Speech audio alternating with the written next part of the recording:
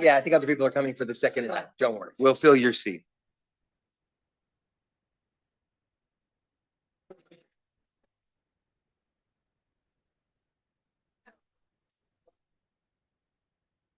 Okay. Good evening, everyone. Can I ask people to take their seats? For those who read these things closely, you may notice we have a few speakers tonight. So the sooner we get started, the sooner we can go upstairs to a reception. That's my incentive to all of you. Thank you so much for being here. My name is Mitchell Warren. Well, I'll wait for a little. It's okay? I don't know if people. Lloyd, can you hear me? Lloyd can hear me. Yes, I can. Okay. If Prof. Malinga can hear me, we're in good shape. Good evening, everybody. Good evening. I was filling time for you. Hello, my sister. Welcome, everybody. My name is Mitchell Warren. I direct AVAC, an organization focused on HIV prevention. And I also have the great pleasure with my friend and colleague, Nduku Kalanza, to be one of the two co-chairs of the Global Prevention Coalition. And it's under the auspices of the Global Prevention Coalition, along with UNAIDS and UNFPA and UNDP and WHO, as well as the governments of the Federal Republic of Brazil and the Kingdom of the Netherlands. They're hugging. You can see we have strong partnership and leadership. We can. Welcome.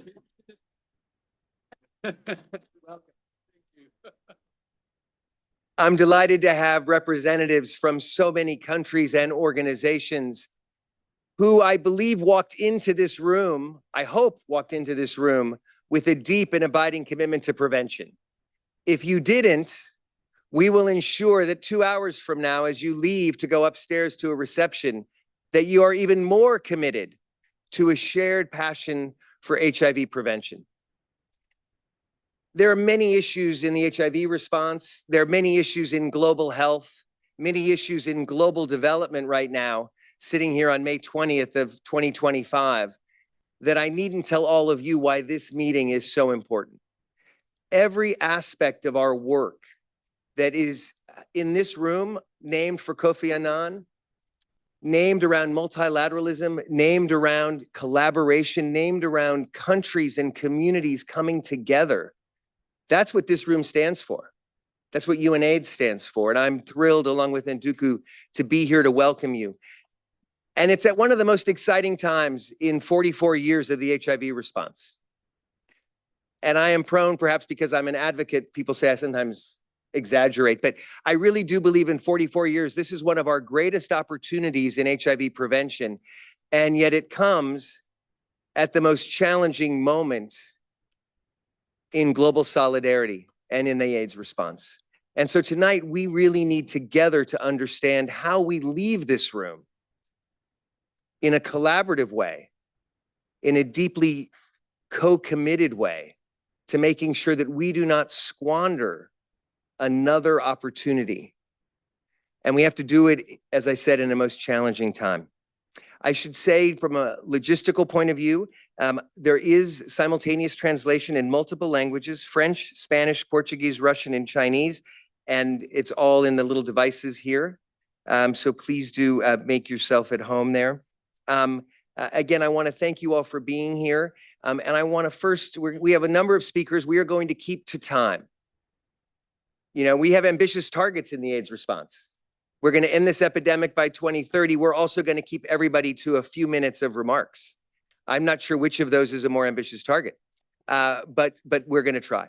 But I first want to welcome and thank Winnie Byanyima, the Executive Director of UNAIDS. And although the Global Prevention Coalition has many, as they say, success has many parents, failure is an orphan. But Winnie, your leadership of UNAIDS and your support, along with UNFPA, of the GPC is so important to all of us. And I'm delighted to turn it over to you, and it's your house. So please. Thank you, Mitch. and welcome your friends to Coffee and Ann Room at UNAIDS. You're all welcome. I feel good and encouraged to see the room is full. Thank you. I want to start by addressing the elephant in the room.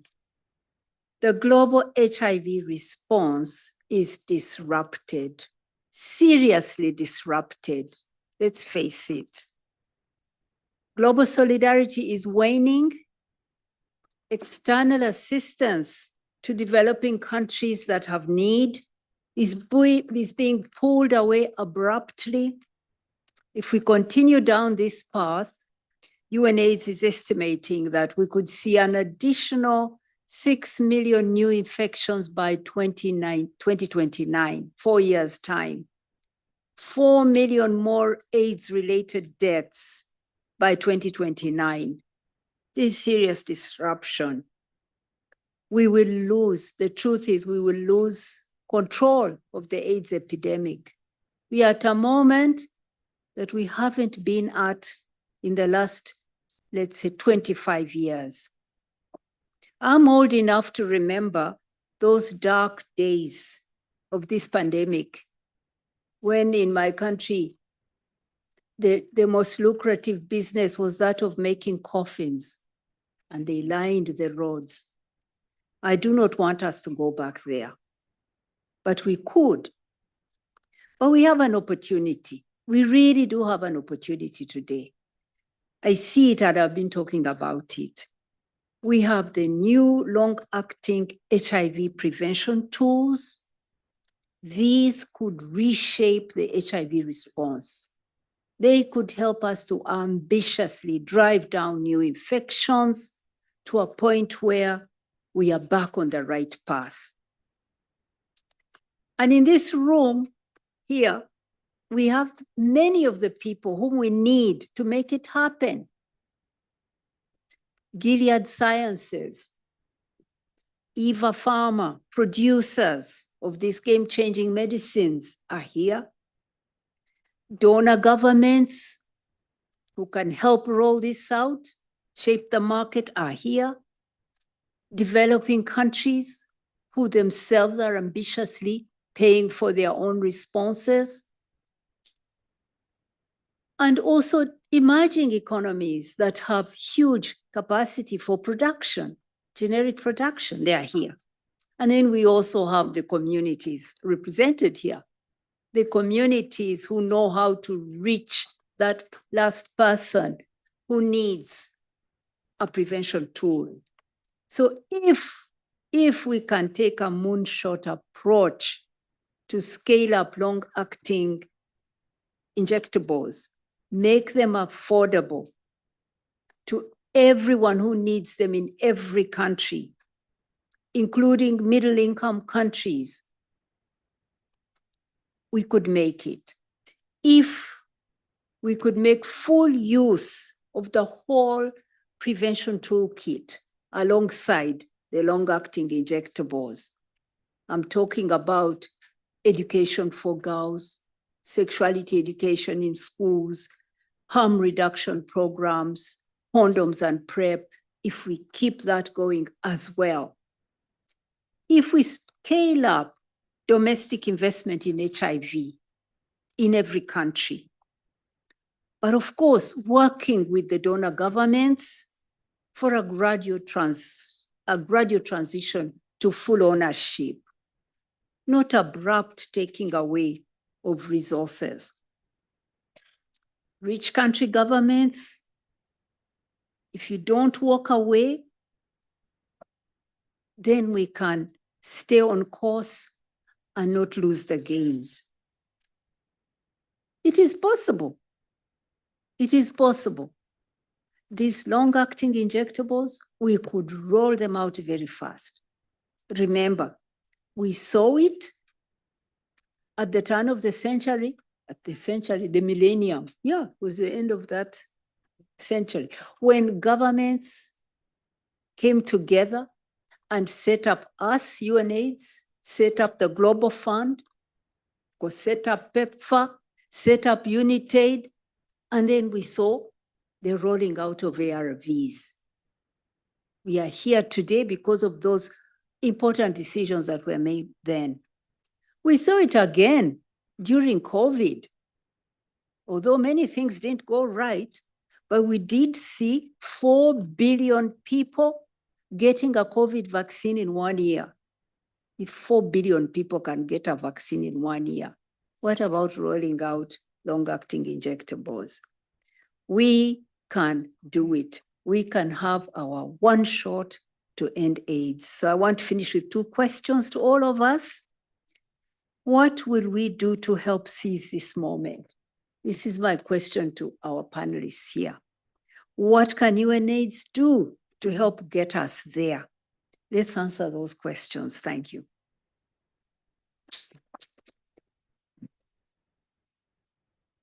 Winnie, thank you so much for setting the tone and reminding us of the urgency. Time is not on our side. And I think the question, how do we translate the possible into the probable, and to make it so? As I think your predecessor, Peter Piot, once said, there's no one in the AIDS response. And the Global Prevention Coalition is co-convened by UNAIDS and UNFPA. And I'm delighted to turn to my left to the relatively new Chief of Sexual and Reproductive Health Branch of UNFPA, Ayman Mohsen, to provide a perspective, because it isn't just about an AIDS response, it's about a comprehensive sexual reproductive health response. Thank you very much, Mitchell, and good evening, everyone. I would like to start by sending the regards of our Executive Director, Dr. Natalia Kanem, who apologizes for not being able to join WHA this year due to other commitments. And I would also like to thank the co-chairs and Madam Executive Director of UNAIDS for the very nice and inspiring words that you've mentioned. And we hope we will be able to jointly answered your 2 very good questions, Madam. Honorable Ministers, Excellencies, colleagues, and friends, we are at a defining moment in the global HIV response. After decades of progress, we now face a dangerous backslide. The commitment to treatment has remained relatively steady, but prevention, particularly HIV prevention, risks being left behind. And yet, there are tremendous opportunities before us. We know that strengthening health systems with a primary healthcare focus and integrating HIV prevention into broader sexual and reproductive health and rights frameworks can significantly expand access and impact.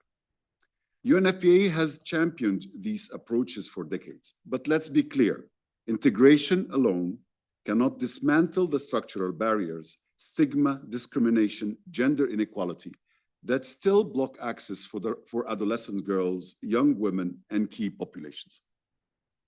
To overcome these barriers, we must empower communities, and we must ensure access to the next generation of prevention tools, technologies that place more control directly into people's hands. This is why UNFPA strongly believes that long-acting HIV prevention tools and technologies represent one of the most consequential opportunities of our time. These innovations are not aspirational, they are essential. Imagine a safe, discreet medicine that is nearly 100% effective in preventing HIV. That medicine exists, and if I may quote Madam Executive Director, and rolling it out is a possibility, and it's a mandate. The question is not whether we can afford to offer it in low resource settings, but whether we can afford not to. Yes, fiscal constraints are real. Yes, health systems are under strain, but we've been here before. We saw this with nevirapine after the HIV-NET 012 trial in Uganda, a proven tool to prevent mother-to-child transmission, delayed for years, not because of science, but because of politics. We must not repeat that history. The family planning community has shown us that with global solidarity, pooled procurement, and a strong political will, high-cost innovation like contraceptive implants can overcome widely accessible even in low-income countries. And just as with family planning, choice must remain central. Long-acting HIV prevention tools must expand, not replace, the range of options available. These tools are not optional add-ons. They are central to advancing the SDGs, delivering on our SRHR mandate, and fulfilling our pledge to leave no one behind. They are especially critical for those our systems routinely fail, those facing stigma, criminalization, or exclusion. Let me be clear, introducing innovation during a crisis is not reckless. It is responsible. It signals our commitment to equity, dignity, and health for all. It's not a question of if, it's a question of how fast. We must and we will accelerate access to long-acting HIV prevention technology. And I thank you. Ayman, thank you, and UNFPA. We're going to transition into a relatively rapid-fire panel representing a number of country perspectives. I do want to highlight just at your seats or at the table, you'll find a new mini brief from the Global Prevention Coalition, really looking at about the issues that Winnie raised about how to seize the opportunity. And I just want to highlight the graphic at the bottom that has a bit of a color chart, red, blue, and green. Blue already represents where we were, which was good, but not great. Green represents the ambition that Ayman described and how we need to go faster together to actually drive incidents down. But sadly, we now have, beginning in January of 2025, that red line, which shows what happens if we don't even hold steady to where we were. And those become, and I think as Ayman said, this is not just about the science of prevention and of HIV. This is about the political choices that each of us make, country level, community level, and everywhere in between. With that, I want to turn to the panel. We will keep it to 3 minutes, please, for each of the panelists.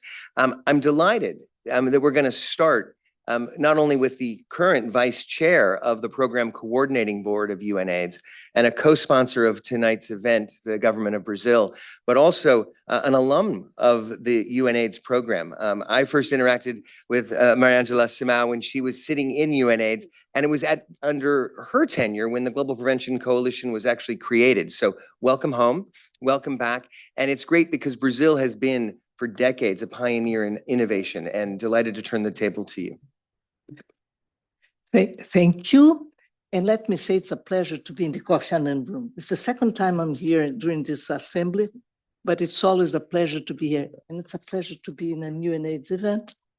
And let me say that first, that one of the things that Brazil is not being affected by these cuts, because there was always a strong leadership. And I'd like to say that I'm accompanied here by the former Minister of Health, Mr. Nizia, who was a strong advocate for prevention in Brazil.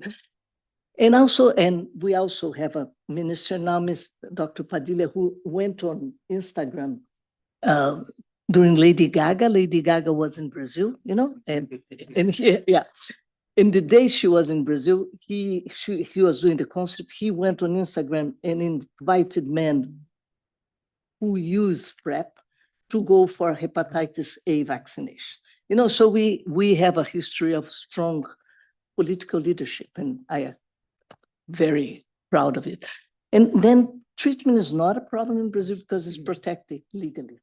But then your question about what is UNAIDS added value, and it wasn't phrased like that, it was more elegant, right? But no, let me say that PrEP in Brazil is now a reality. And when this government, President Lula's tenure started and Minister Nizia was the Minister of Health, we had a target of reaching 50,000 people with PrEP by 2025.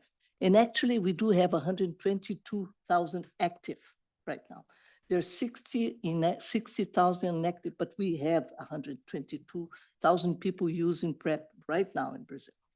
And we have a target of reaching 300,000 by the end of next year. Of course, there's a challenge because it's like 82% are men, gay men, and most are white men, middle class, right? So we still have a challenge to reach the most vulnerable gay men. But where I think UNAIDS can help, and where I think we we do have data showing the incidence is falling. You know, after we started rolling up in cities are more than 100,000 people, inhabitants, with higher coverage, we are showing incidence falling. You know, and this is what we need to show because it's not smart to stop now. You know, it's not smart. So we are, of course, very interested in implementing the long-acting technologies, but we're not there yet, you know, because first we do need the registration with the Anvisa, which is the National Regulatory Authority. But we have on our plans cabotegravir and lenacapavir. But this still, it's not only pending on the registration, it's also pending on the price negotiations, because access to prevention in Brazil is a right as access to health. And the government has to provide the means for people to access. And this means that we have a limited budget, right? So we do need to make this budget work for preventing new infections. So at the end, and we are doing the public-private partnership, we are calling development private partnership. But at the end of the day, this has to result in an affordable price for the government that allows us to scale up the coverage. And to end, I've been citing a lot during this assembly, but it's important because it's a Frelimo, you know, a luta continua, which means the fight goes on, you know. Fight goes on, it's not over yet. And it was added later, a luta continua e a vitória certa, and victory is certain. But I don't think victory is certain. Victory is uncertain. That's why we need to keep on with the fighting. We need Unitaid with us. Thank you. Thank you. The victory is possible, not certain, and we need to move to certainty. And we're going to move from Brazil to Zimbabwe, just going across the southern part of the world, and delighted to welcome the Minister of Health of Zimbabwe, the Honorable Douglas Mambashora. And Zimbabwe, as many of you will know, has really been, along with its neighbors, Zambia and South Africa, really pioneers in PrEP programming over the last several years. And delighted to welcome you, Honorable Minister. Thank you very much, distinguished guests. I'm going to talk about how Zimbabwe is sustaining reduction in new HIV acquisitions in the current environment and what will be the role of long-acting HIV prevention methods in sustaining reductions in new HIV infections in Zimbabwe.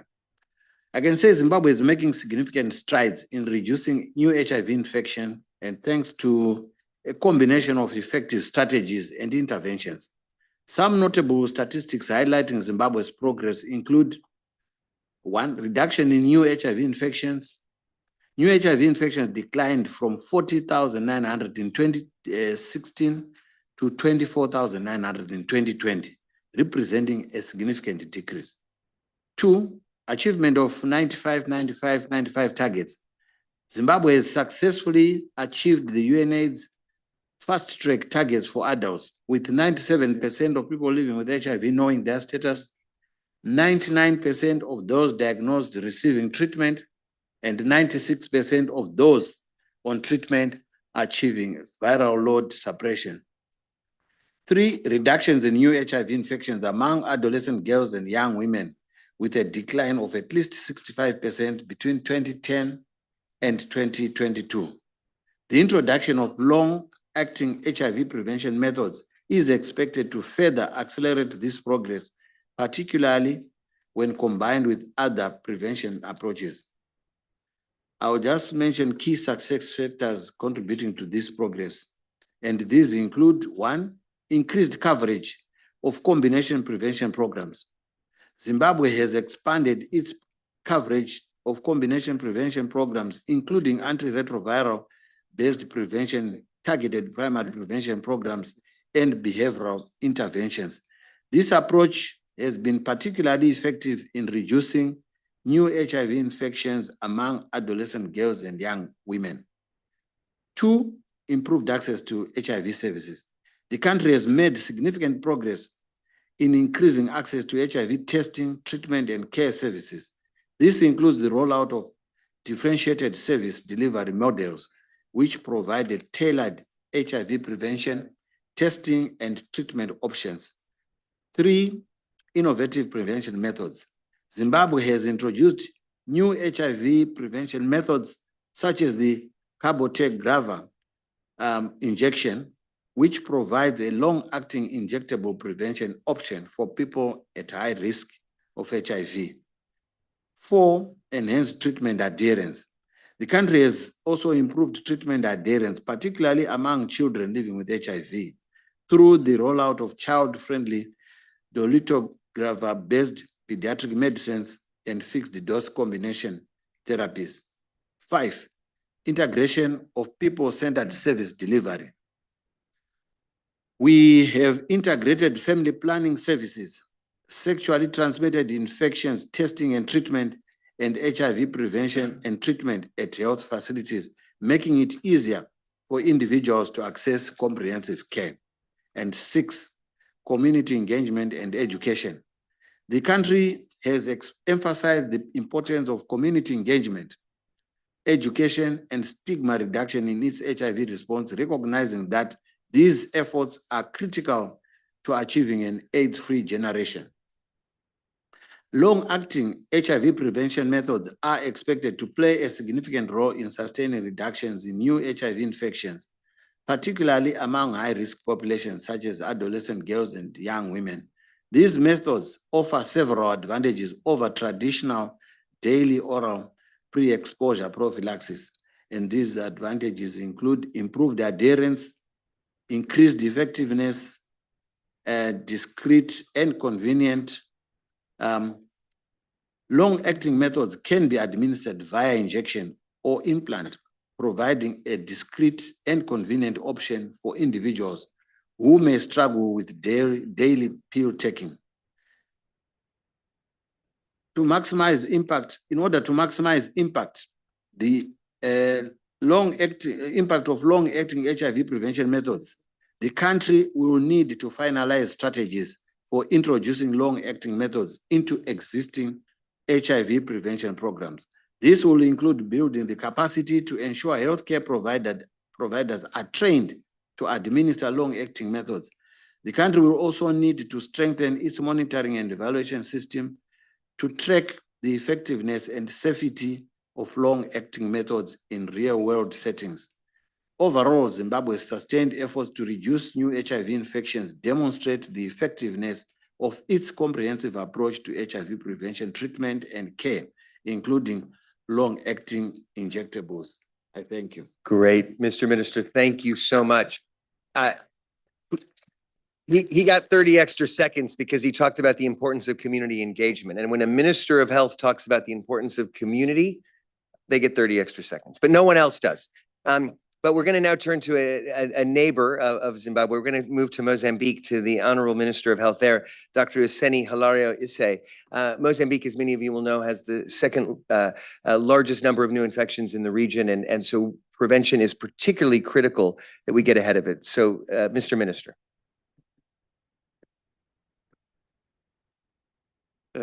Muito obrigado pela palavra. Senhora Diretora Executiva da Unitaid, estimados ministros, I'll speak my mother tongue, please use the...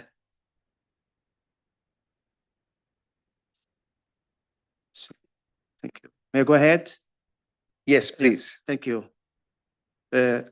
Saúde a todos os presentes. Moçambique está num momento crítico na resposta ao HIV. Moçambique,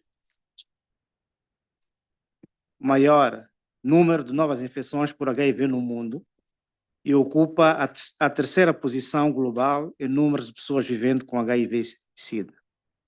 Em 2015, registramos cerca de 150 mil novas infecções e agora, em 2024, 92 mil novas infecções. Significa que reduzimos significativamente, mas ainda continuamos com um índice muito elevado de novas infecções. Temos, neste momento, no país, cerca de 200 mil em profilaxia pré-exposição. Apesar de anos de esforço colaborativo e de avanços significativos na cobertura de tratamento antirretroviral, o número de novas infecções continua alto e inaceitável, especialmente entre raparigas, adolescentes, mulheres jovens, mulheres grávidas, lactentes e crianças. É fundamental ampliar os esforços e opções de prevenção primária para reduzir o número de novas infecções e aliviar a carga sobre os serviços de cuidados e tratamento. É imprescindível investir de forma integrada e sustentável na prevenção, adotando abordagens inovadoras, como a profilaxia pré-exposição injetável e centradas nas pessoas, incluindo aquelas lideradas pelas comunidades. Moçambique está a avançar no bom caminho para a introdução da profilaxia pré-exposição injetável. Estas novas tecnologias de prevenção devem ser utilizadas conjuntamente com as já existentes, se queremos evitar não só a propagação do HIV, mas também da sífilis, da hepatite B e outras infecções sexualmente transmitidas que têm estado a aumentar no meio da nossa população moçambicana. A decisão do governo dos Estados Unidos de reduzir o financiamento para a prevenção do HIV representa um retrocesso grave, com implicações imediatas, nomeadamente milhares de raparigas, adolescentes e mulheres jovens, população-chave e comunidades vulneráveis, perderam o acesso a serviços essenciais como a profilaxia pré-exposição, preservativos, autoteste de HIV e circuncisão masculina médica e voluntária.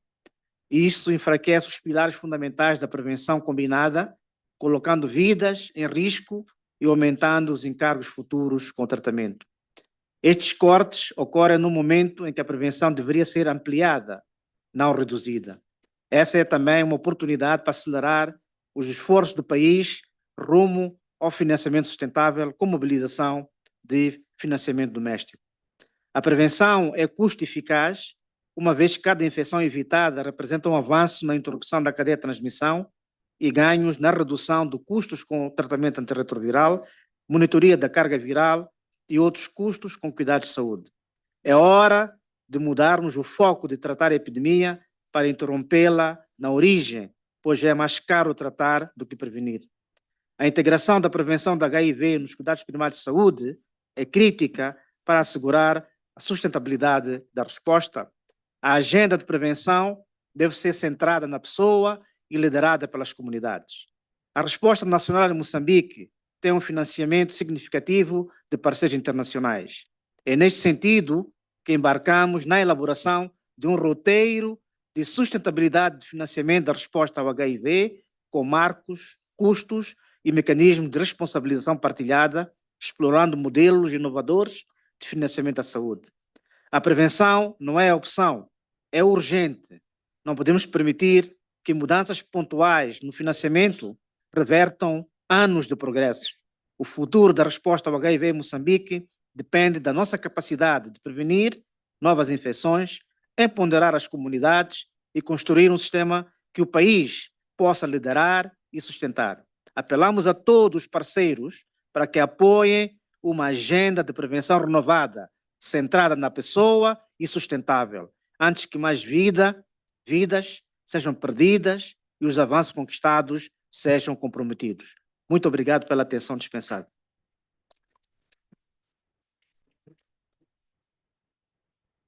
Obrigado, Mr. Minister. Thank you so much. That was a remarkable call to action, and it reminds us that the sustainability agendas that countries are working on have to have prevention at their center. Prevention is the sustainability agenda so that we can maintain people on treatment. With that, we do want to shift into some financial conversation because, of course, nothing in life is free. And we are delighted that we're joined by the Global Fund in the room, and particularly in this case by Michael Byrne, the head of the Technical Advice and Partnerships Program within the Global Fund.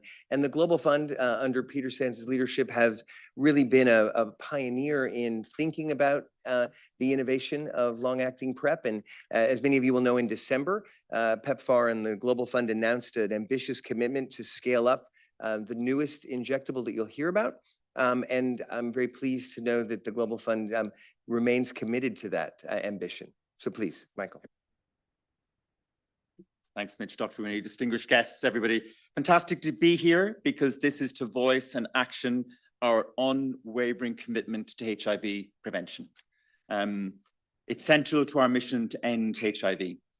And your work, particularly at country level, has already led to a substantial increase in the Global Fund investments in HIV prevention, in high impact interventions like PrEP, like condoms, like harm reduction for key populations, but also for adolescent girls and young women, especially in East and Southern Africa. I'm looking particularly at my colleagues in Zimbabwe and Mozambique.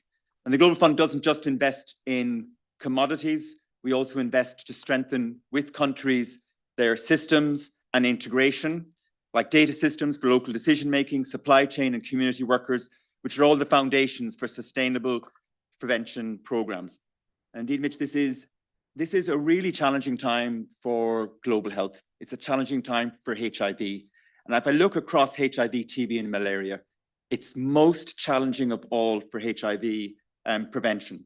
And that's both difficult, but we also have to take what are the opportunities in terms of how we respond to this together. We need to be more agile, more targeted, more collaborative in how we enable access to HIV prevention and how we deliver results. We need to give more attention to sustainable financing in scaling up access to HIV treatment and prevention, like strengthening community systems, community engagement, and working with the ministries of health here, but also extending to the ministries of finance to demonstrate how investment in HIV prevention is a great investment with fantastic returns. We need to continue to leverage the efficiency gains that we've made in the global health response. We've halved the cost of HIV treatment since 2018. That's allowed countries to scale up ART. It's also creating increased fiscal and financial space for financing prevention, including innovations. And to win in HIV, we must reduce new infections. The long-lasting HIV prevention options will have significant impact if offered to the right people in the right locations. And this will increase sustainability by averting lifelong treatment costs. And one example of that is certainly Global Fund's commitment that Peter Sands repeats to echo, to roll out lenacapavir to significantly bend the curve on new infections. And together with the other partners here, we have committed to supporting 2 million people with lenacapavir over the next 3 years. And we intend to prioritize investment in early adopter countries that are best positioned for impact and to rapidly roll out the product as soon as it is available. And then to scale up in other countries that are interested and at the moment that's suitable for them. A successful Global Fund replenishment later this year will finance the Global Fund partnerships to deliver on the ambition of lenacapavir to scale up other strategic areas. And the private sector is increasingly an important partner for us. The Children's Investment Fund and Foundation, CIF, have already pledged $150 million for the Global Fund's replenishment, and part of that will be used to catalyze lenacapavir. I also want to call out the synergies between the Global Fund and the Global Prevention Coalition, especially in terms of how we support country-led responses. And I want to emphasize too that choice is an important principle in HIV prevention. And I want to also call out and thank too for the Minister of Zimbabwe recognizing the engagement with civil society and communities, because they are central partners for HIV prevention, especially in ensuring equity to access and new technologies like ELEN. So our shared goal is sustainable, country-led, cost-effective HIV prevention programs with the right mix of options and systems to deliver HIV preventions to the people with the greatest needs. So let's get on with accelerating HIV prevention together. Thank you. Michael, thank you. And I'll just say fund the fund and invest in prevention. We can do both of those things. We're going to go from Michael to Michelle, staying in with European voices, however. You've heard a lot about lenacapavir. It was hailed as the Science Magazine Breakthrough of the Year in December last year, based on 2 remarkable clinical trial results. And we're delighted to have Michelle Joly, who is the Vice President for Gilead Patient Solutions and really leading the work to ensure that low and middle income countries access this life-saving innovation. So Michelle. Yeah, thank you very much, and good evening, ladies and gentlemen.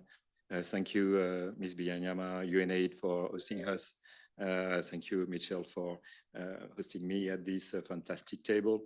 I think we all know and will remember the emotion on July 24th in Munich when Professor Linda Gale Baker faced a standing ovation presenting Purpose 1 results. It was really remarkable for PrEP, showing 100% protection against HIV. And you remember that it was also the first time that a drug was developed first for women in sub-Saharan countries, thanks to the guidance of the communities.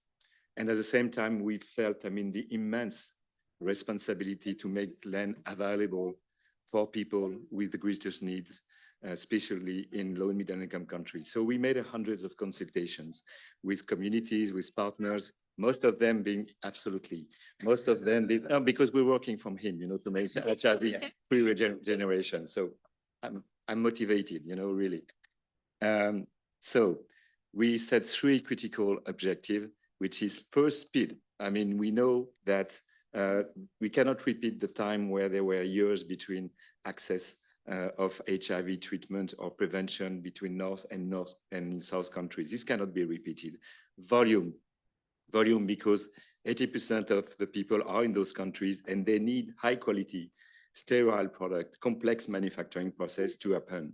And price, because we are leveraging in Gilead our major experience in voluntary licensing to bring high volume and low prices and to be committed also as Gilead to produce land before generic enter into the market.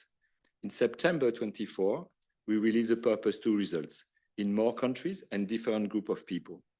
In September 24, at UN General Assembly, we announced that we will not wait generic country and we will launch manufacturing process at risk for millions of vials, which will be available at not-profit price for Gilead.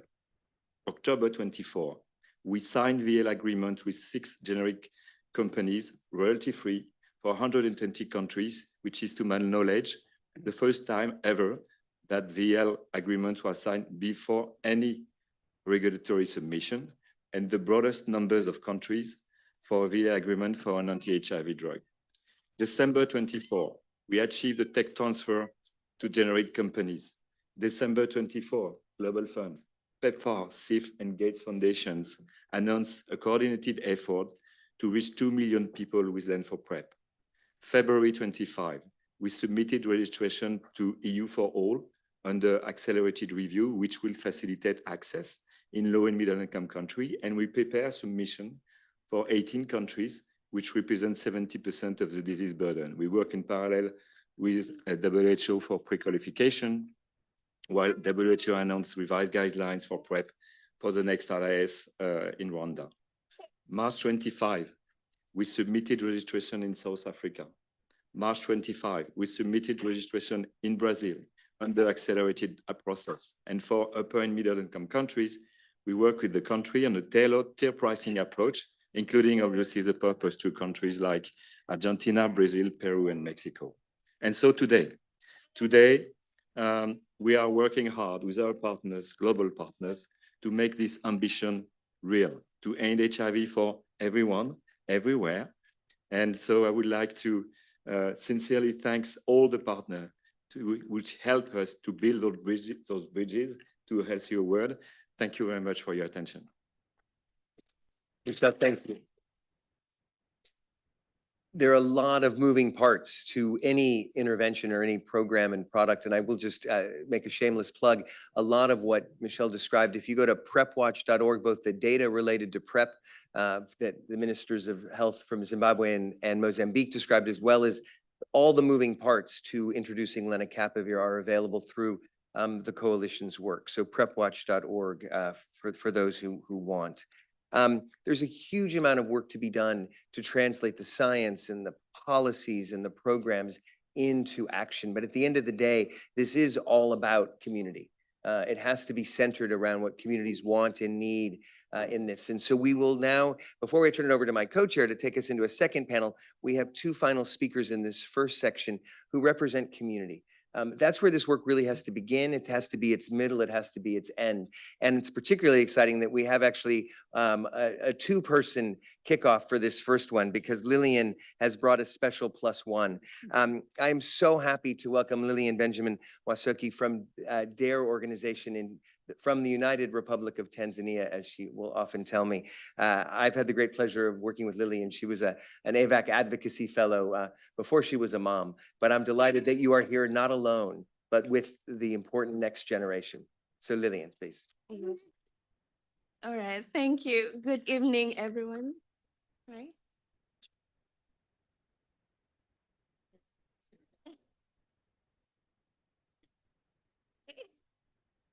It's okay. Good evening, everyone. My name is Dr. Lillian Benjamin Mwakiosi. I am from the United Republic of Tanzania.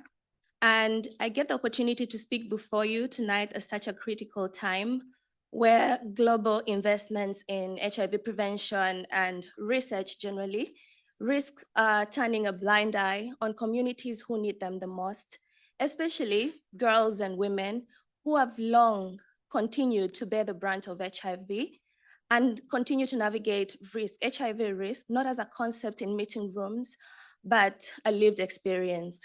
In my country, Tanzania, every hour, 2 to 3 young women get newly infected with HIV. I know the case is similar or even worse in other sub-Saharan African countries. I like to believe this is because these young women are reckless.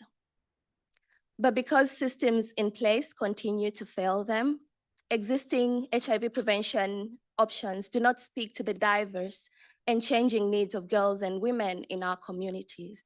Additionally, access to long-acting PrEP options and newly advanced HIV prevention methods continue to be far-fetched for majority of us, including myself. At the organization where I lead, we have reached out to hundreds of adolescent girls and young women with information, exciting information actually, about advanced technologies in HIV prevention. The biggest question we always get is, where can I get them? And the excitement would fed to the hard reality that they're not available in our countries, let alone some not yet being registered. See, when we're talking about HIV prevention for young women, we have a lot of barriers that really can lead to existing HIV prevention options not responding to our needs. I'll start with girls who struggle to negotiate safe sex. We all know it's because it entirely depends on the other or their sexual partners. Additionally, I've sat with young women who are forced to hide their PrEP pills because they're scared they will be questioned by their families. So when we're talking about new prevention technologies and long-acting PrEP options, for these young women, it's not just about scientific advancement, it signifies freedom. Freedom from judgment, freedom from daily reminders, freedom from risks we cannot control. As emphasized by the Choice Manifesto for HIV Prevention, at this point in time, choice for HIV prevention is not a luxury, it's a right.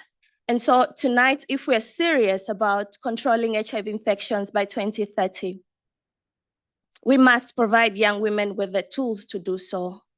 We must ensure jointly access to the full spectrum actually of long-acting PrEP options, the dapivirine vaginal ring, lenacapavir, cabotegravir, to mention a few. In fact, I feel like the dapivirine vaginal ring is underrated. This is the first ever female-controlled and discreet HIV prevention option. We should be celebrating it. Yeah, so thank you. And going forward, I think we must make sure that we work jointly and make sure that we are able to address the needs of adolescent girls and young women comprehensively. So integration remains critical, especially now with the ongoing situation. I traveled all the way from Tanzania to get here, not only with urgency, but hope that going forward, based on decisions that will be made tonight, access to choice and HIV prevention tools, including long-acting PrEP options, will no longer rely on our geographical locations or affordability. Thank you.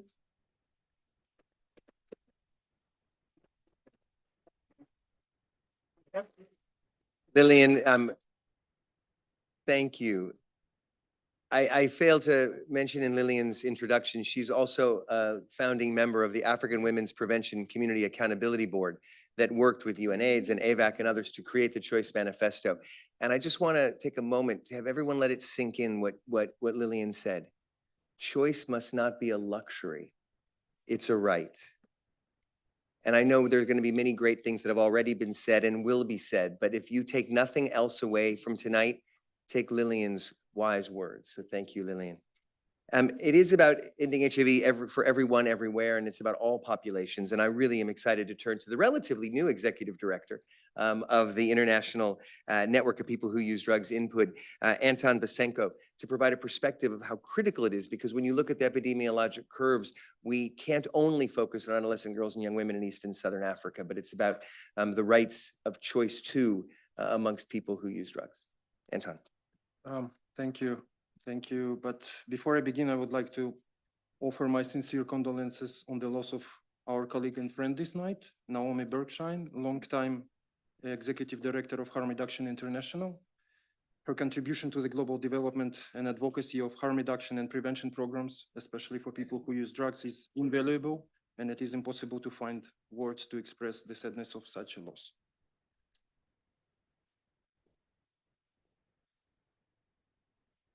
Distinguished delegates, colleagues, thank you for having me here, and thanks to UNAIDS that always providing space for raising the voices of communities. I speak on behalf of the community of people who use drugs, a community on the HIV front line facing a funding crisis. Donors are shifting priorities and funding cuts are literally cutting the harm reduction sector at the knees. I carry the testimony of peers worldwide. An Eastern Europe group told us we can barely make ends meet. We are financing from our pockets and volunteers to keep syringe and HIV prevention services running. In Africa, peers warned that layoffs let people return to heroin use and sharing needles, driving new infections. In Southeast Asia, NGOs report people are scared essential services are discontinued. Input survey confirms this. 43% of organizations saw syringe programs disrupted, and 30% saw overdose death increase. This is dangerous because people who use drugs already face criminalization, stigma, and exclusion from health services. Community outreach is our lifeline. Peer-led outreach, critical for trust and linkage to care, was often the first service cut. Prevention must be comprehensive. Condoms and lubricants, sterile syringes and substitution therapy, naloxone, and both daily and long-acting PrEP, long-acting depot buprenorphine for the opioid agonist therapy. But new injectables are welcome, but they must add to, not replace, the basics. The call is urgent, especially to country governments. Maintain and increase investment in community-led combination prevention. Support pool funding mechanisms and direct grants to networks of people who use drugs. The Global Fund accounts of 73% of global harm reduction support and remains our last buffer against collapse. We urge it to prioritize harm reduction co-financing and dedicated funding streams for key populations, and to establish an emergency pooled fund to protect services. Without bold action now, decades of progress will be lost. Our community is ready to deliver prevention if supported. Stand with us, because without us, there is no sustainability and no end to HIV. Thank you.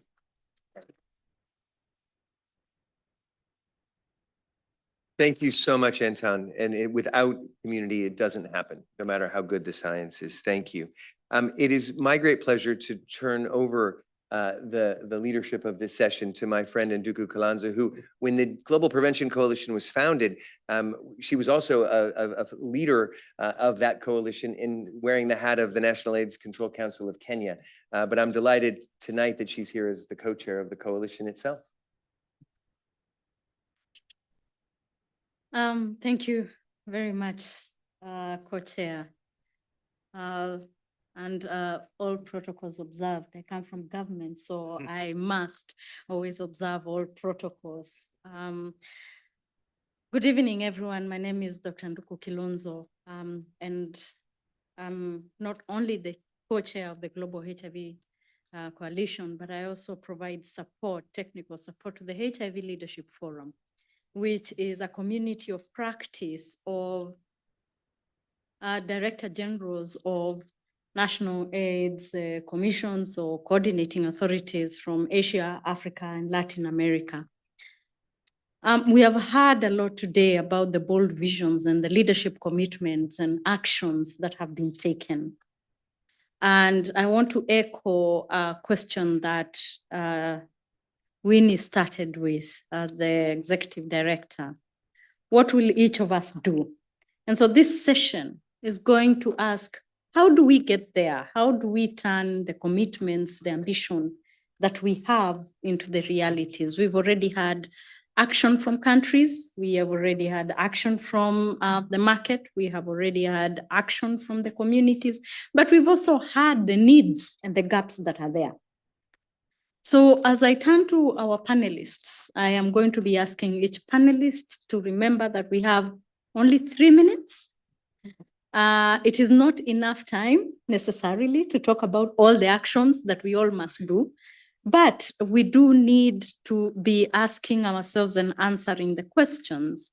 Now that we are here and we have an opportunity and we have a product, what do we need to do? How do we move forward?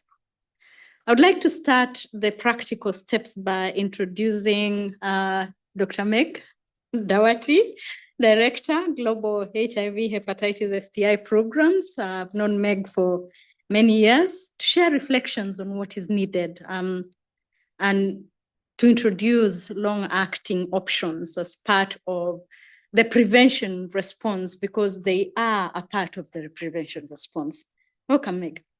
Thank you very much. And all protocols observed, excellencies, everyone in the room. And thank you very much to UNAIDS, the Global Prevention Coalition, who invited WHO to be at the table.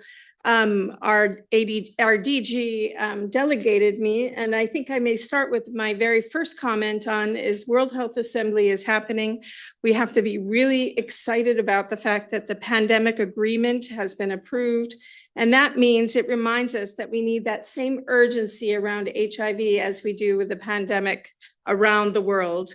And you probably heard already that new infections have been stable for several years running.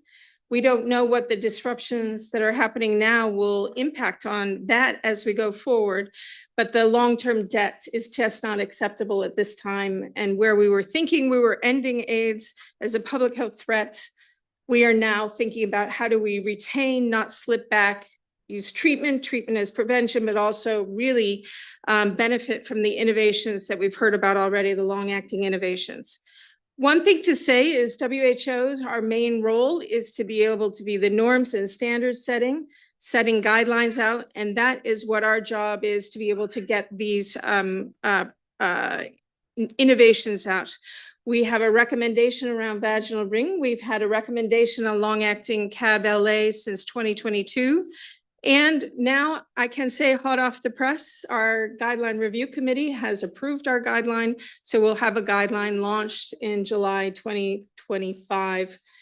This process of doing the lenacapavir PrEP as a guideline with also with it simplified testing of using rapid diagnostic tests is part of what we call a 12-month alignment process, where we're aligning from the time that there's a critical new study out, and that would be the Purpose 1 and 2 trials, that within 12 months we can have a recommendation and a pre-qualified product. We are working on that with all of you and in partnership, and we are going to make our timelines. So we have been responding by looking at the data. And as you probably know, we put out what's called an expression of interest so that both the originator and the generic companies know what to do to get pre-qualification. And again, we're working with both the US FDA and EMA Medicines for All, so that the moment that the Medicines for All is approved, there will be an approval that will come very shortly thereafter for WHO pre-qualification. So we've aligned our ducks working with both the long-acting PrEP Coalition and all the partners here, but also now our next step is moving into countries. And I think the most important thing that we need to be doing with countries is helping them already understand what's in the guidelines, how to adopt and adapt that soon, and then working with all of the regulatory bodies in countries so that they can have a smooth ability to approve the use of LEN. The other thing that we're doing is we're looking, and with many of you around the table, looking at where will the use of LEN PrEP be most effective in this time when we have very limited resources. Which countries, which populations, how do we do it in the first instance so that when we have demand creation, that there is a supply there? And so I think that builds confidence with communities, and we take that very seriously. So we're looking at this sustainable integrated systems, and you may have heard a little bit what's happening with WHO. We're uber integrating right now. So we see that, you know, implementing in different settings, antenatal care, family planning, STI, TB, primary care platforms, using the kinds of tools that have worked so well with antiretrovirals, decentralizing into communities will allow us to be successful jointly. We learned one thing about with dolutegravir is that we need to know what's happening in pregnant and breastfeeding women so there's equity. So in the studies, 200 pregnant women were already studied. We've seen their safety. So our next steps are we're working on post-market surveillance systems, toxicity monitoring in pregnancy and breastfeeding, and setting up systems for drug resistance monitoring. So let me just end by saying 4 suggestions of how we can make these widely available that requires all the partnerships that you've discussed.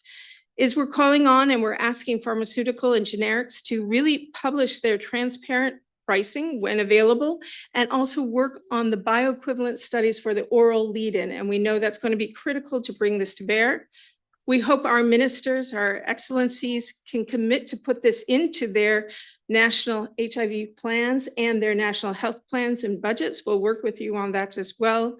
For all of the other agencies to commit to pool procurement at some point as things move to generics, and communities, again, leading on demand creation, but also holding us accountable. We're doing our own accountability about our timelines, we're making them, but the next phase, I think, is where the rubber hits the road. Can we roll out both the originator in 2026 and generics that may be coming earlier than one thought, and have it be effective, efficient, and impactful? So thank you very much.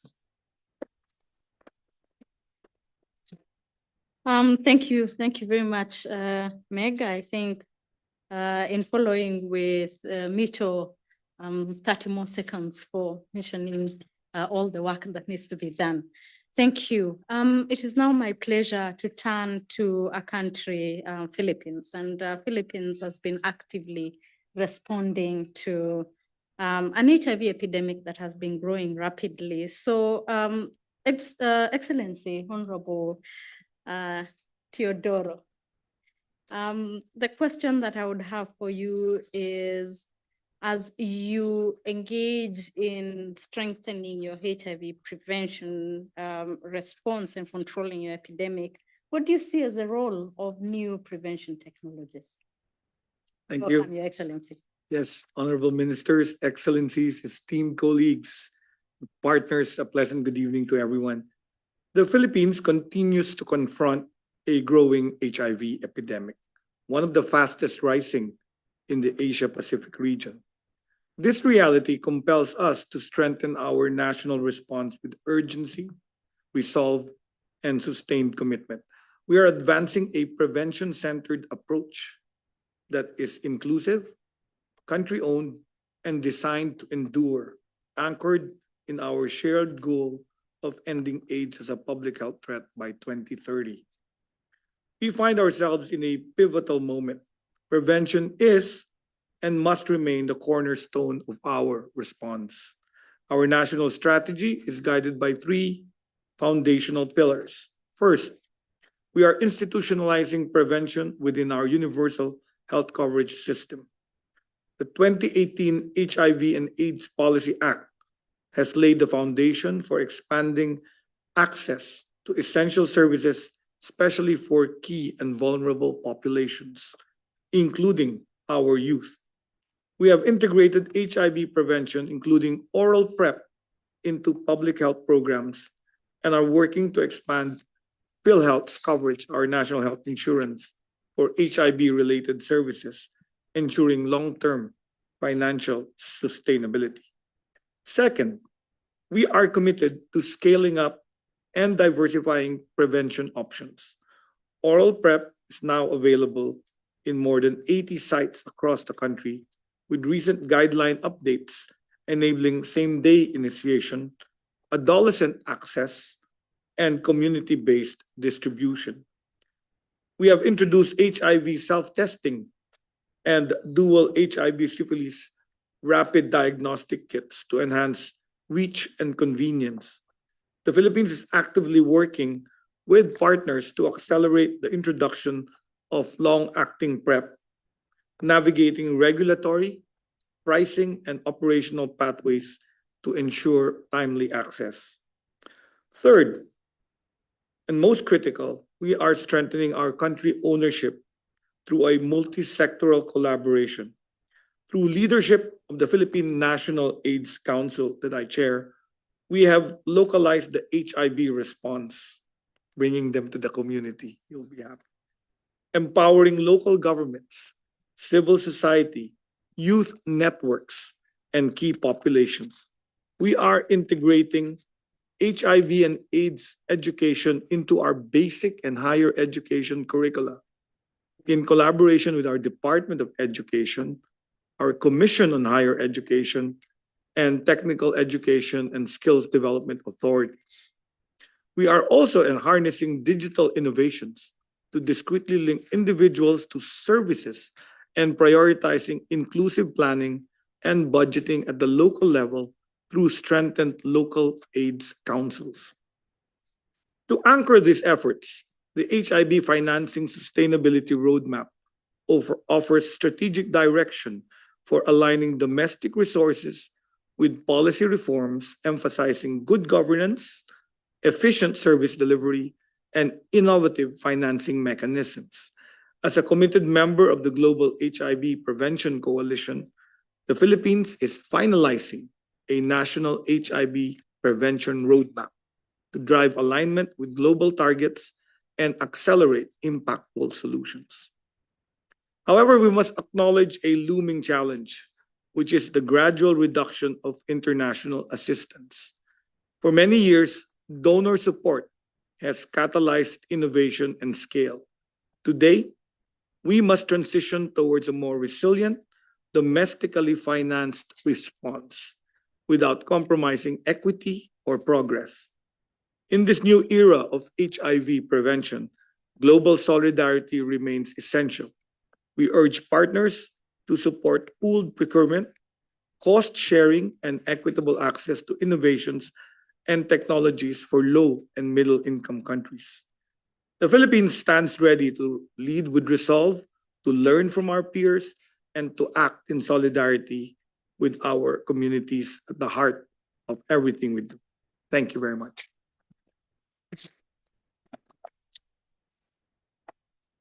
Thank you very much, Dr. Teodoro Arbosa, for your insightful example of country ownership and really how you're leveraging the whole of government through a multi-sector response to be able to deliver on prevention and the resources needed. I want to now turn to West Africa and to Ghana, and I would like to invite Professor Samuel Kaba Akoreia. Akoreia, is that how you pronounce it? I hope I'm not too too far off. Thank you. Welcome. And really is that Ghana, you're invigorating your HIV prevention response, even at this time of funding challenges. So would like you to give us some ideas and some insights into what you are doing. Thank you. All right. Thank you, Madam Chairwoman, and Excellencies, President, and all dignitaries. Ghana's strategic response has been based on the building blocks of efficient response to any disease. And these are prevention, promotion, treatment, supportive measures, and rehabilitation, which could be mental, physical, or stigma reduction. This is backed with strong political will, community leadership and engagement, data-driven accountability with line-by-line revision to eliminate duplications and inefficiencies. Again, it's also backed by sustainability, which is usually by ownership and solidarity with our neighbors. In political will, the HIV prevention roadmap has been developed and costed operational plan backed by multisectoral consensus with clear measurable milestones and KPIs for the people to achieve, with a clear goal to achieve an epidemic control by 2030. The government has introduced the Ghana Medical Trust Fund for chronic illness, which includes HIV, with the concept that a healthy population is a wealthy country, and we are all potential patients, and no one should be left behind. Government has supported and is supporting the National HIV Prevention Summit, which we initiated in 2024. And government supports national and subnational HIV prevention cascades and scorecards reviews. These interventions have seen a reduction of new cases in between 2023 and 2024 from 17,000 to 15,000. In the promotion and prevention era, there is a strategic plan on community leadership. There is a plan on engagement of CSOs and NGOs, targeted engagement with communities most affected, as we said, is by data-driven, and these include adolescents, girls, and young women, and of course, boys. We have developed a strategy for a year-round press and media engagement in a digital form, and this leads us to the schools, workplaces, including the markets, and entertainment areas, like clubs, discotheques, the rest. In the form of prevention, treatment, and innovation, the government has ensured timely access to treatment. And in the last 3 years, the government spent over 10 million on prevention interventions, and with plans this year to spend and procure over $15 million worth of HIV commodities, which will include condoms, test kits for pregnant women and infants. This year, we intend to introduce the Pevrin vaginal ring targeting sex workers, women who use drugs, and adolescent girls and young women. This empowers them whenever their negotiation capacity fails. And we will pilot the long-acting injectable cabotegravir for HIV prevention. And we have initiated discussions on LIN as well. These innovations will transform our national fight in the prevention of HIV, whilst we search for other avenues of resource mobilization, which will include public-private partnership and integration of the HIV in our national health budget, and make sure that there is 100% accountability to ensure efficiency. Thank you.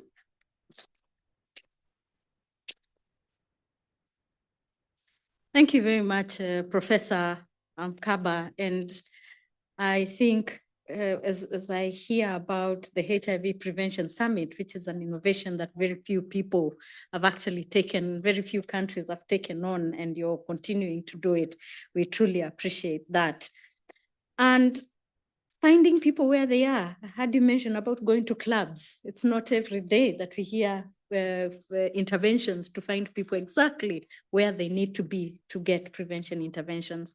I will now turn to China. China is a country that continues to demonstrate strong leadership in public health governance as well as innovation at scale. It is now my pleasure to invite Mr. Jia Gang, the Vice Administrator of the National Disease Control and Prevention Administration of China. How did you build a sustainable HIV prevention model? Thank you, Chair. Excellencies, honorable guests, ladies and gentlemen, good evening. HIV/AIDS is still a major public health issue worldwide. The Chinese government has continuously attached great importance to HIV/AIDS prevention and control, and advanced is as part of the Healthy China initiative. Prevention is the most cost-effective health strategy. Prevention first is a key component of China's health policy, which is clearly stipulated in the laws and the regulations, such as the law on basic medical and health care and the promotion of health, the law on the prevention and the control of infectious diseases, and the regulations on the prevention and the control of HIV/AIDS. Multiple national prevention and control plans have all taken prevention first as a major working principle, and the prevention strategies as more measures. First, take HIV testing as the entry point for treatment management and the prevention of transmission to detect as many infected individuals as possible. In terms of service provision, we make testing more accessible and convenient through various medical and health institutions at all levels. Voluntary counseling and testing networks, self-test. In terms of population coverage, we provide outreach tests for high-risk population. Medical institutions provide testing for patients in key departments.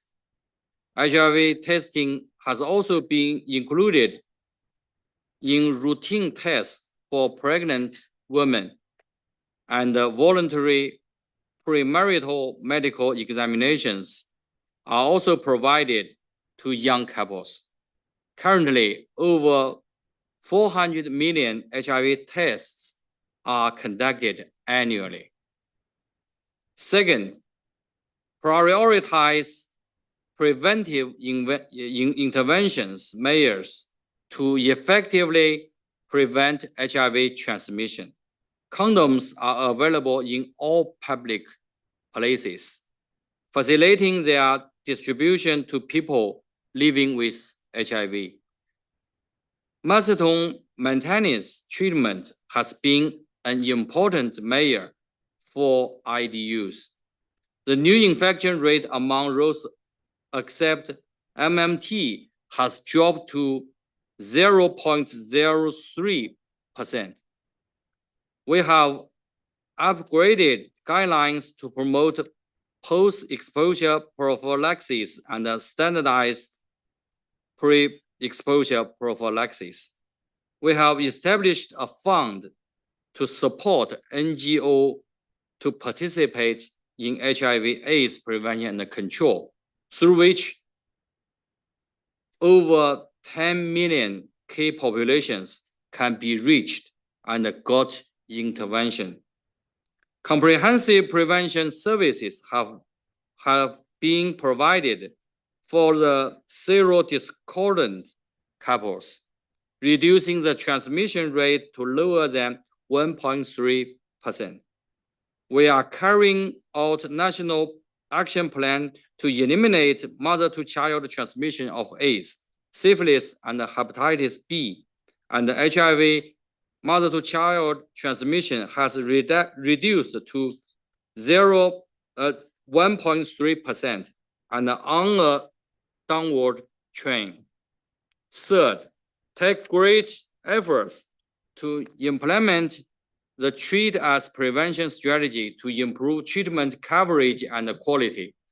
China has fully promoted HIV one-stop services, integrating test, diagnosis, and treatment in one place to offer timely treatment to new reported cases. HIV/AIDS treatment guideline has been updated with the introduction of new ARV drugs. Notice more than 50%, more than 95% of people with diagnosed HIV infection are receiving ARV treatment and got viral suppression, significantly reduce the risk of transmission.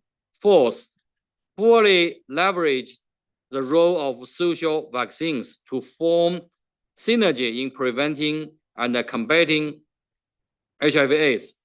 Peng Liyuan, First Lady of China and the WHO Goodwill Ambassador for Tuberculosis and HIV/AIDS, has participated in promotional activities for 20 years.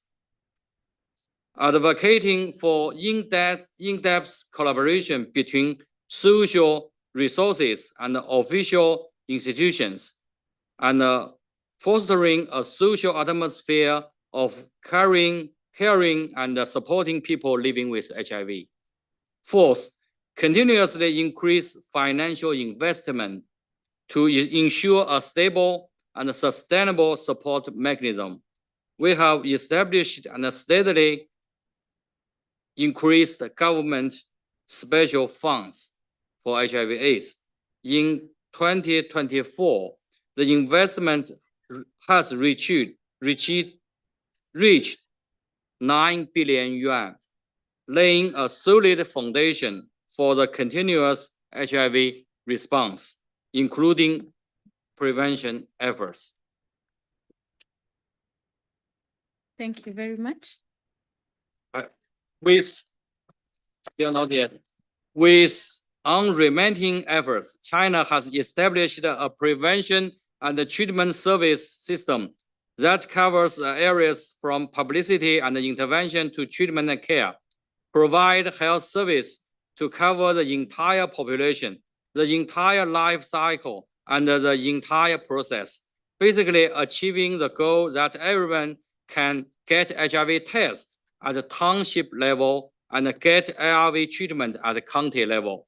Currently, blood transmission of HIV/AIDS has been basically eliminated, and mother-to-child transmission and injecting drug use transmission has dropped to the lowest level in history. Overall, the epidemic is under control at a low prevalence level. Ladies and gentlemen, HIV/AIDS prevention and control is an ongoing task for us, while ending epidemic is our common goal. Let's join hands and work together to promote the early realization of this goal.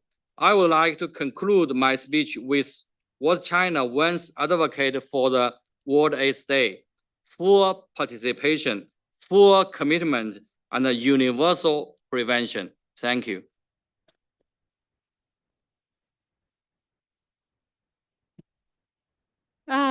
Thank you very much. I know I did almost take away some of your time. I didn't realize you were still going on, so thank you. And I think we have heard a lot from China. I think for me, one of the most important key messages is prevention is the most cost-effective strategy for the response. And I think it can't be better said. And I really want to now take this opportunity to invite Germany. I would like to invite Ambassador Nicola Gilhoff from Germany, from the permanent mission of Germany. And Ambassador, I think Germany has consistently championed strong investment in HIV prevention as part of the broader health response. And as we move forward towards the sustainable development goals, prevention remains a critical part. So why do we need to push prevention to reach the SDGs?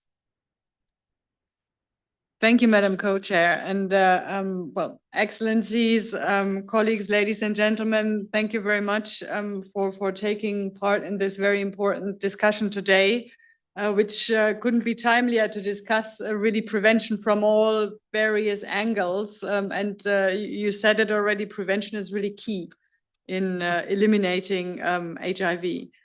So today's topic couldn't be timelier, given the sudden program stops and also the threat of rising HIV infections due to that. So we need a laser sharp focus now on what is needed to ensure the epidemic is not coming back. After more than 40 years of HIV, we have the tools and knowledge needed to tackle the virus. Recent data shows that the 2030 targets were within reach. So now is the time to protect this progress and to focus on interventions that can be a game changer for the global HIV/AIDS response. Long-acting medicines for prevention that offer protection almost like a vaccine are these game changers that we have been waiting for. They are essential to getting ahead of the rising curve of new HIV infections. The sudden funding stops and its consequences for people are heartbreaking. But they reflect a bigger trend over the past years. As ODA budgets shrink, countries will have to increasingly take ownership of their national HIV/AIDS response so that it ultimately becomes sustainably. And strong prevention programs, as discussed also on national level, closing the tap of new infections are the only way to ensuring the sustainability of this response. That is why we must find affordable ways to bringing new innovations to the people, and we thank UNAIDS for playing their part. I was delighted to learn that Gilead has already signed several voluntary licensing agreements for generic lenacapavir. This is a strong sign of global solidarity, and we encourage them to continue this important work.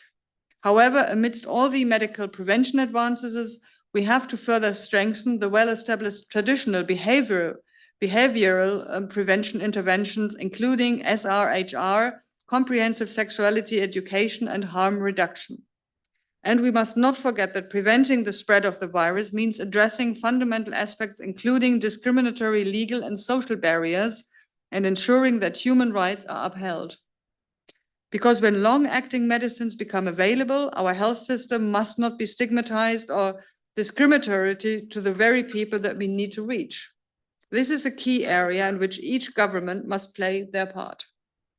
In my own country, Germany, we also had to adapt laws, change rules and guidelines to ensure that we reach those populations most at risk of HIV infections with HIV services and prevention tools. Germany has long been a strong supporter of the HIV/AIDS response through our support for the Global Fund, UNAIDS, and bilateral initiatives. And we continue to stand in solidarity with those in need. As we move towards 2030, we are working with partners to leverage prevention and suitability of the AIDS response so that we can end this endemic. Thank you.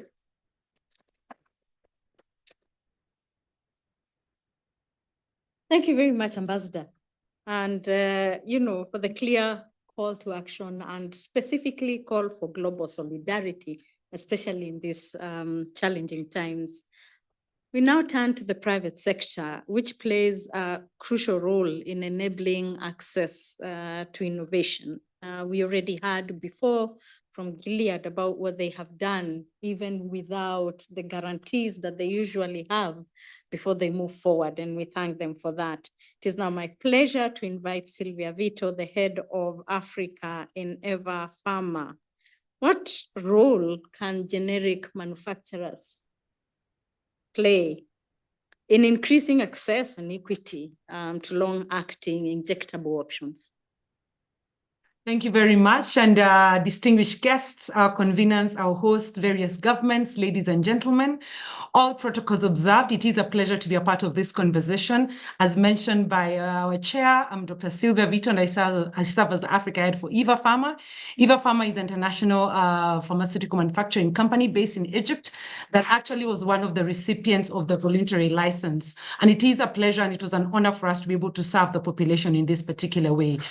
Beyond our focus, not only innovate and manufacture life-saving medicines of generics, it has been very critical for us to continue partnering with global innovators such as Gilead in the supply of breakthrough treatments and solutions and make them not only accessible, but affordable and available in good time. So for us, it was a big deal that as an African organization founded in Africa, based in Africa, is one of the VL beneficiaries, and we're able to manufacture lenacapavir here on the continent, not only to supply Africa, but other middle-income countries. So this happened about 6 months ago, and we've been busy. We've been busy since then. In the last 6 months, we are still in the phase of what we call product development phase, and we're really accelerating so that we can ensure that in a very short turnaround time, we're able to pull through the entire product development and manufacturing and local registration in the country of manufacturing before we can then submit for approval to be able to export to the other countries. Because as mentioned earlier by our Gilead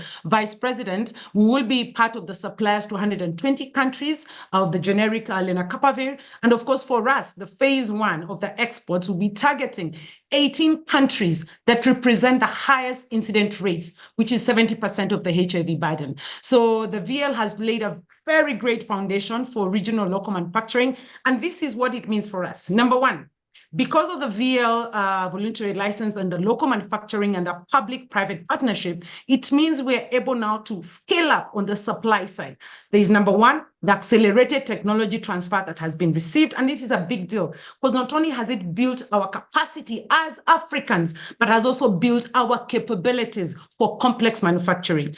That's number one. Number two, it has forced us as a private entity to step up our investment in the infrastructure that leads to high-scale facility manufacturing that we've done. And this is going to last a very long time because I think success begets success. It will also encourage other local manufacturing to step up the level of investment and also attract more investment for local manufacturing.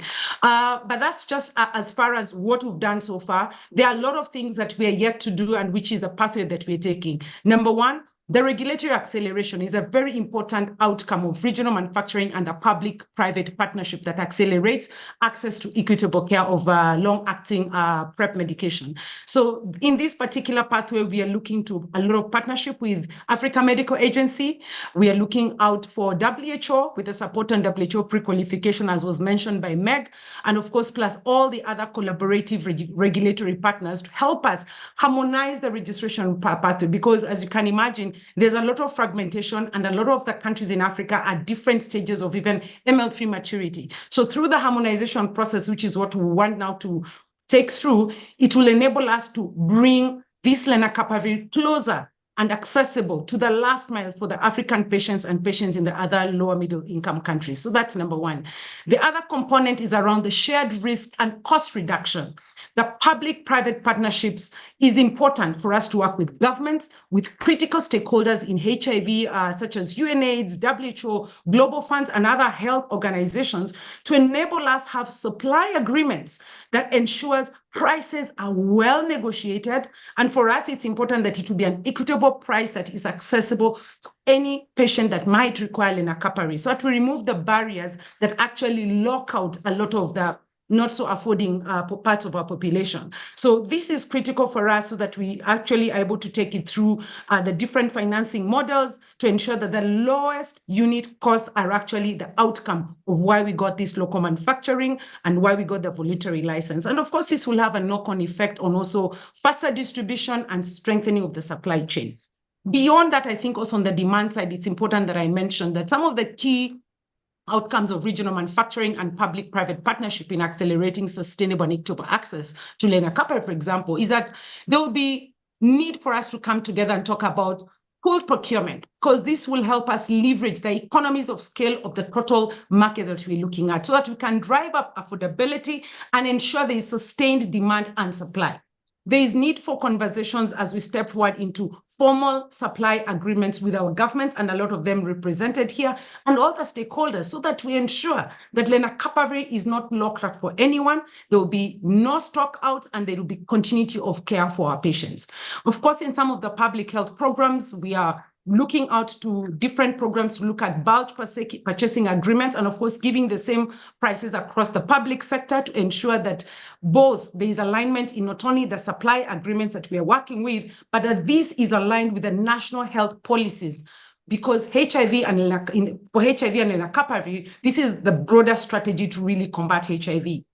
And probably, as I just try to conclude very quickly, is to mention that for us, regional manufacturing and these public-private partnerships have enabled increase in trust and collaboration between manufacturers of generic medicines, such as lenacapavir, governments, plus all the other critical stakeholders, because together we need to address the public health need that we tend to see in our countries. So for us, these are critical steps that we are actually taking to ensure that we scale up the utilization and the access to the last mile of lenacapavir, not only in Africa, but to other lower to middle income countries. But of course, talking about also the whole real world data generation that will actually be availed as a result of this medicine. But it is a big deal because Africa will no longer have to wait for 10 plus years to accelerate, to access innovative medication. So thank you very much to Gilead and to all the stakeholders, UNAIDS, Global Fund, and every other organization that was behind ensuring that access to generic companies to manufacture lenacapavir becomes a reality.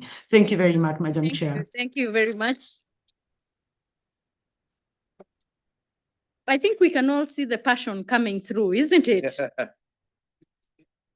So I really appreciate your presentation around the power of PPPs in terms of looking at how to shape markets as well as bring services closer or products closer to people and strengthen local supply chain capabilities.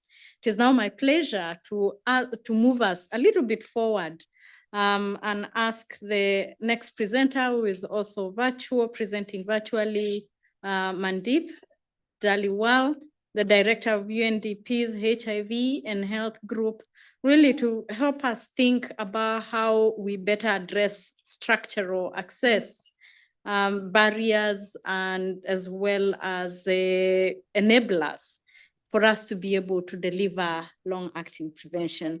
I will also just ask that we keep to the 3 minutes, please.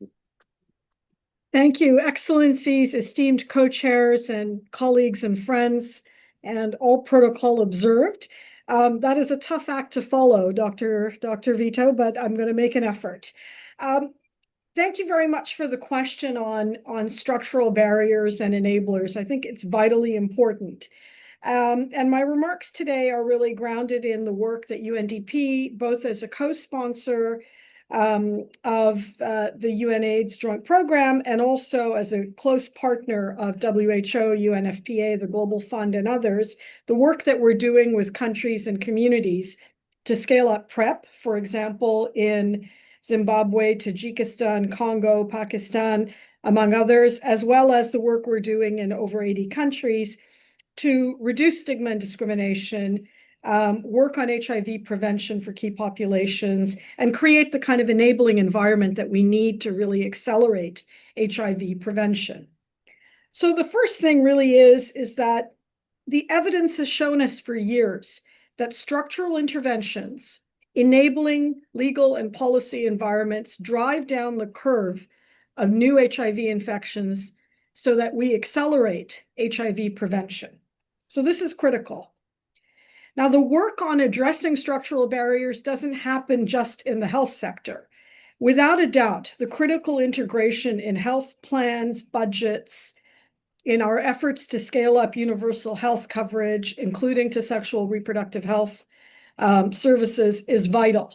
And that must happen, and that must pick up pace. And we must address the barriers in the health sector as well.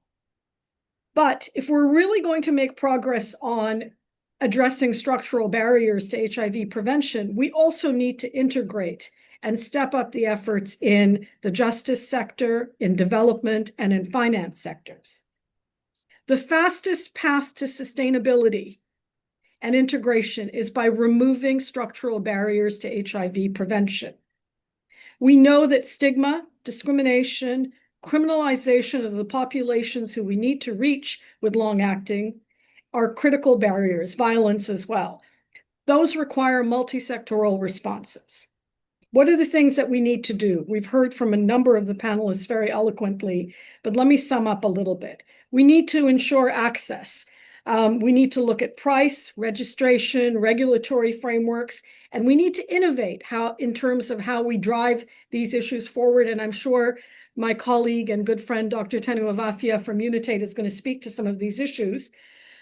We also need to empower communities, civil society organizations, and health workers. And we're at a time when the entire infrastructure of community responses that we have built is under threat. We need to find innovations in keeping this going and really expanding it in our efforts to scale up access to long-acting prevention technologies. We need to improve the laws, policies, and strengthen the institutions. We know that strengthening, enabling legal environments and policy environments just doesn't happen with advocacy.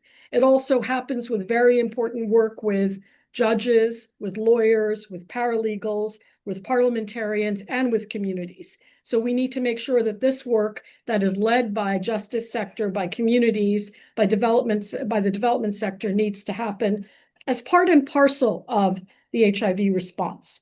And we need to really leverage technology and innovation. Before COVID, would we have ever considered multi-month prescribing? Can we consider self-administered long-acting PrEP? So what are some of the innovations that can really help us scale, which are really critical?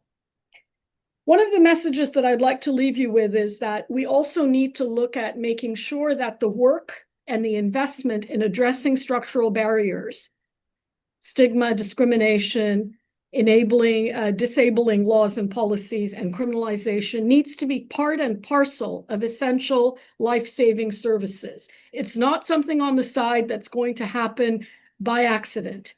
It has to happen by design, and we have to see it as part of the package of essential services, of essential life-saving services. And the final thought I'd like to leave you with is, as we scale up long-acting and we accelerate this technology, getting this technology to the people in need, we need to look at the regional and population disparities that exist already. We know that transgender people account for less than 5% of the coverage of PrEP globally already due to stigma, discrimination, and a lack of appropriate services. Sex workers and people who use drugs are rarely prioritized in PrEP programs. And while we're seeing progress in terms of reaching adolescent girls and young women, the retention is low. For men who have sex with men, we see the highest uptake in wealthy countries, but it remains low in criminalized settings.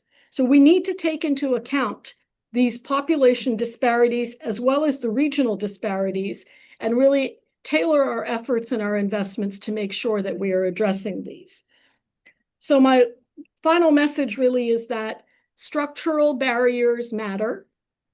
We have the solutions. We need to make the investments in addressing these across sectors and across populations if we are really going to realize the bold promise of ending AIDS as a public health threat by 2030. Thank you very much, Madam Chair. Thank you. Thank you very much. As you can see, I am trying to get us to the finishing line. We have run a little bit over time. I thank you very much, Dr. Mandeep, and I would like now to turn to Unitaid and invite Dr. Avafia. Is that correct? Thank you, the Deputy Executive Director, to speak to us about the lessons from Kabele pilots that you have and transition and what countries need to do. Welcome. Thank you very much, Madam Chair. Good evening, Excellencies, colleagues, and friends. Thank you to the organizers for inviting Unitaid to offer our perspective. I am fully cognizant that I'm the last speaker between you and a very well-deserved drink at the end of a long day at the World Health Assembly. So I'm going to use my 3 minutes to try and make 3 points. I think the first one I want to leave you with is integration. And I want to share with you something that a member of our board, our communities delegation, said at a G20 meeting on primary healthcare, but it is as relevant for that as it is for this. She said, I'm a person with a number of health needs. So don't cut me into pieces with your vertical programs when I go to hospital. And my takeaway from that for us is that we should be supporting country-led programs that integrate the introduction and the scale-up of a range of technologies into national programs. Because people who will use lenacapavir or Cabernet or the ring will also need treatment for non-communicable diseases. For family planning, they'll need access to a range of prevention services. So the days of silos are behind us, and I don't think we can afford that luxury anymore. That's my first point. The second one is efficiency. And again, as we've heard from so many speakers from WHO as well as from the private sector, we don't have the luxury to allow technologies to meander their way through the health system. So it was very encouraging to hear from WHO about the rapid development of guidelines, about pre-qualification. We've heard from generic manufacturers who've been licensed on the steps they're taking to get to market in an expedited way. My appeal would also be that we continue to support communities and civil society to help to navigate those access barriers, because that's where the knowledge in many country contexts are. And in addition to providing their knowledge, it's also about holding us accountable. So from our perspective at Unitaid, we are more than happy to share our experience of introducing and scaling up oral PrEP, the vaginal ring, cabotegravir, and then hopefully to work with you also on lenacapavir. My last point is one of sustainability, because at the end of the day, price is a key determinant of access, as we all know. And in this time of reduced resources, I don't think we can afford to build bridges that are not connected to something. So for us, sustainability means co-creating the introduction and the scale up with country stakeholders. I mean governments, but I also mean communities, I also mean civil society and NGOs, to offer a range of interventions, because as a wise woman in this room said, choice is a right. It's not a luxury. And for me, that's an important message for us to also leave here with.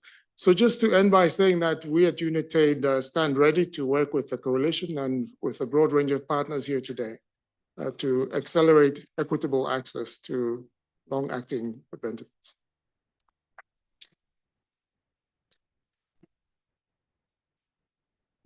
Thank you very much, Dr. Tenu. And we have come to the end of our speakers. I would have wanted that we have a nice long session of a discussion, but I can see we are already getting really tired. I would also like to take this opportunity to acknowledge Excellency Honorable Minister Somse from Central African Republic, who is here. Thank you very much for sitting through the meeting.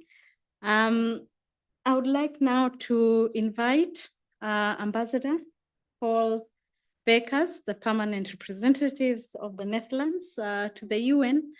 Ambassador, to just make some remarks, thank us, give us some direction. Then after that, we shall be free to have further discussions and engagements upstairs. Please remember to ask all the panelists all the questions that you wanted to ask them as we engage upstairs. Thank you very much. Welcome, Ambassador. Thank you. All right. All right. Well done. Thank you.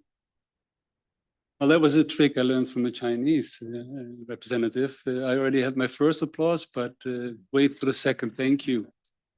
And yeah, it's closing a session is always a very daunting task, but ministers, excellencies, ladies and gentlemen, it's a great honor. And actually, I'm co-chair. I'm contrary to your perception. I'm actually very pleased and honored, because when I saw the program and saw that I would be speaking at around 8:30, I thought, well, half the room will be empty and the other half will be asleep. But contrary to that, it's very lively and vivid. So thank you, and I feel honored that I can speak to you right now. At the same time, what can I say? What has not been said yet, but what can make us feel hopeful and ready for action? I can make it very short, adding to what Mitchell and the director of Unitaid just said. Choice is not a luxury, choice is a right. But that's a short version, and I think I should give you some more reflections. And I'd like to come back to the executive director, Winnie, who said in the beginning, she said, let's mention the elephant in the room. I want to come back to that point, because I believe we are certainly at a point when the reduction of funding to HIV response can lead to the dramatic reversal of what has been achieved. And that is sad. At the same time, that's the other side of the coin that we currently are at, is that countries could and should seize this global crisis as an opportunity to focus on the last mile of the HIV response. And I want to share a few observations. I want to share two positive observations, and maybe I'll add two negative ones. The positive is the following. We heard many countries speak, and you see how countries' political leadership can bring positive change in HIV response, providing space for the marginalized communities. And that's not everywhere yet, but I think those country examples shared with us today give hope that there will be more and other countries to follow. And the second positive observation is the fact that I would say, I mentioned it's positive, but it also is a little bit frustrating, because we have everything we need to control the HIV/AIDS epidemic. It's astonishing that we haven't already achieved more, because we have the medicines. We know which social barriers have to be addressed to make HIV services accessible. We know how to involve communities to reach the most marginalized ones. And we have a scientific breakthrough in long-acting prevention with lenacapavir. But that's hopeful. And what is missing? What is missing is global solidarity and smart investments. And we are living in challenging times when development cooperation is being deprioritized. Other priorities are chosen. There's a major political shift. We see funds shifting to, say, for instance, the arms industry. I will give no judgment on that, but I will definitely not defend it. And as a vice chair of UNAIDS board and the future chair, I recognize a deep anxiety about the future of the HIV/AIDS response. And actually, I'm with you on that. I share that.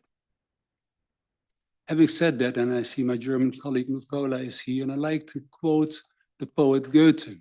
Goethe said, "Happy is the man who early learns the wide chasm that lies between his wishes and his powers." The wishes are, it would be different. That's our wish. Well, let's see where our power is, and let's see where we can gap the difference. The power is that we all have the same aspiration, an AIDS-free generation. And let us use this aspiration as a power to keep us united and focused while marching this last mile. And the promise of an AIDS-free world depends on three things: on how the challenges of the current crisis is being managed. Secondly, how much courage we all have to take painful but necessary decisions. And three, how much support we can offer to those who are at the front line. Now you can say, oh, that's all nice words, but we are here, come back to the AG. What will we do? And I would like to share 5 or 6 points, and I'll be brief. But also let me use another quote by Bertrand Russell, who said, "Real life is a perpetual compromise between the ideal and the possible." I think there are 5 or 6 points that are both ideal and possible and feasible. The first one would be, we need to sustain the gains made in scaling up treatment and basic HIV preventions. Sustain the gains. We should not regress. Secondly, in listening to the country leadership this evening, We need more country-led HIV prevention responses. You need more sustainable implementation models and more domestic financing. So it's country-led. The third observation, we need continued international solidarity and financing, including through the Global Fund, the UN, and civil society. And the HIV response is so unique, so exceptional, that has the platforms for action at a global scale, and we should use it. My fourth point, we need to rapidly prepare the rollout of new long-acting prevention. We heard Mariangela speak about PrEP. Others mentioned it also, Brazil. Brazil committed to giving access to PrEP in the past and delivered. Now we need the same leadership for long-acting PrEP. My fifth observation, and I also heard it this evening, we need people-centered programs for key populations, women and girls and men at risk of HIV, to ensure that the people of highest risk can access services. And my last point is the following. We should not fall in the trap of letting our morale down. And I really appreciate the leadership of UNAIDS and the staff of dealing with the situation as it is. It's not easy, it's difficult, but we will get through. We have to show character. Character is accurately measured by one's reaction to life's disappointment. So when it's difficult, that's when you need character. You can also say when the going gets tough, the tough gets going. That's where we're going to go. And with all that, I would like to thank you all, because it's officially closing, I think. So, Your Excellencies, all speakers, chairs, activists, and all people who watched in countries, I'd like to thank you for your work and your commitment. Let us not stop here. Let us stand a chance we still all have by ending HIV/AIDS. Thank you very much.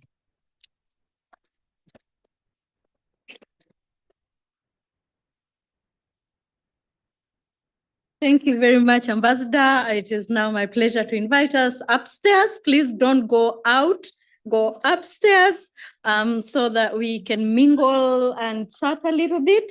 I'm sure you've had a very long day. Thank you very much.